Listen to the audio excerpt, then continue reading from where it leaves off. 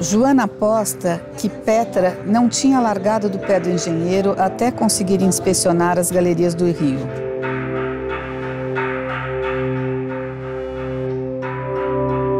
Fazer tocaia era bem coisa da mãe dela. Queria ver de perto, talvez andar na sujeira com os ratos e sabe-se lá com que doença.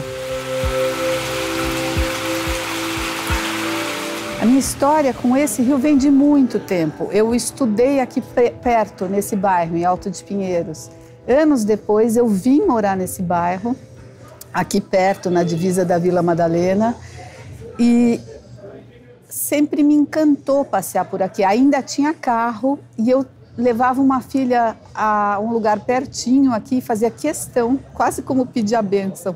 Eu passava dentro do beco, né? Mais adiante, aí eu comecei a prestar atenção, eu não sabia que tinha um rio aqui. Aí eu comecei a estudar a fundo mesmo, o Rio Verde, como ele é e como ele foi, né? As duas pernas do rio se juntavam. Aí ele foi canalizado como dois rios separados, o Verde 1 e o Verde 2, né? Então eu pensei, como seria o lugar onde eles se juntavam? E imaginei uma cena com lavadeiras. E esse foi o embrião de uma história do que será o pai da Yaci, do Fernão se apaixonado pela Rita e do conflito entre a perna de cá do verde e a perna de lá do verde. Então, assim começou.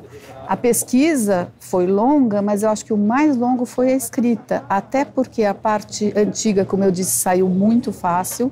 Fácil porque tem fabulação, fácil porque é diferente da vida da gente. Eu tinha certeza que eu não queria fazer um romance puramente histórico, então tinha que ter a parte contemporânea.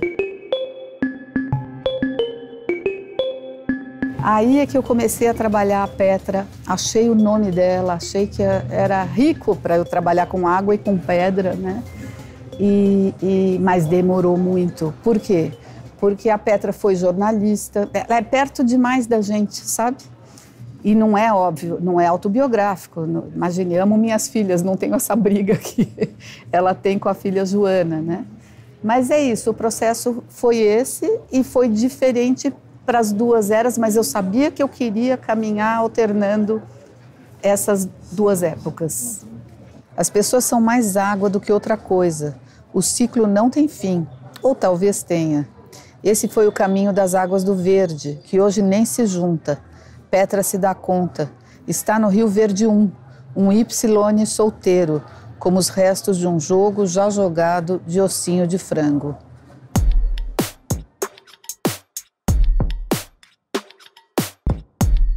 Eu gosto muito dos personagens, mas eu não escondo que o meu preferido é a Yaci. Ponto. É uma moleca, ela é assim, adoro. Eu acho que eu era um pouquinho Yaci quando eu era da idade dela, né? Ela não está no lugar de nada ou de representar alguém. Ela é quem ela é. E eu espero que a gente também possa ser quem a gente é, sabe assim? Que não é fácil, né?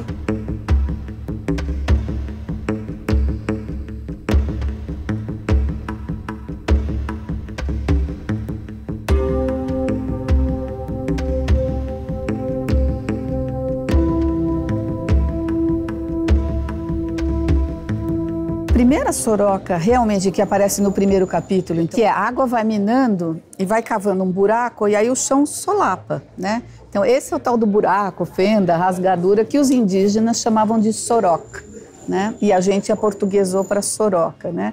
Então a primeira soroca ela é física, ela é real e é onde a Petra cai. As outras são, digamos, sorocas naturais de um livro que tem seus conflitos, tá? Então são as armadilhas, os buracos em que cada pessoa vai caindo e tem que achar um jeito para sair, né?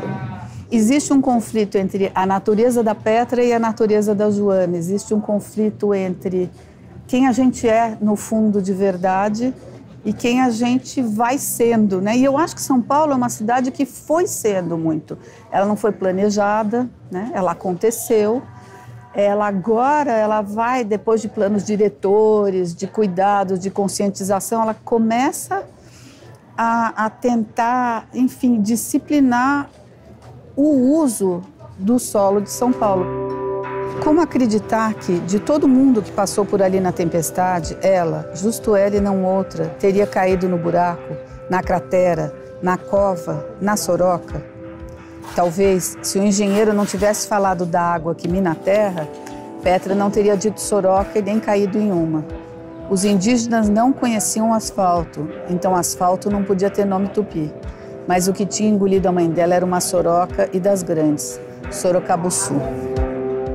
A outra coisa que eu queria falar bastante é que esse rio tem também ligação com a linguagem tupi, com a língua tupi, né?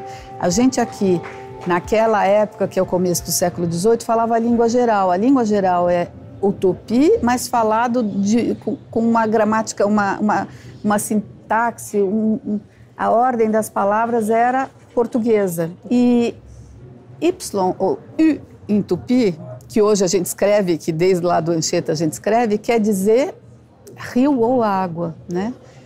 E esse rio, ele tinha o formato de um Y. Eu fiquei assim, eu me arrepiei o dia que eu descobri, né? Porque ele nasce um pedaço lá no metrô da Vila Madalena, é uma das nascentes, e a outra nascente é na Praça Benedito Calixto. E ele vem, se encontra em algum lugar e vai desaguar no Pinheiros, ou Jeribatiba, né? O rio. E hoje eles não se encontram, ele não faz curvas, a não ser aqui no Beco do Batman, e ele dobra esquinas canalizado. Então não são só os rios, né? A gente esconde o rio, a gente esconde a língua tupi, a gente esconde a desigualdade que nós temos, a gente esconde situações de preconceito, a gente esconde violência, né?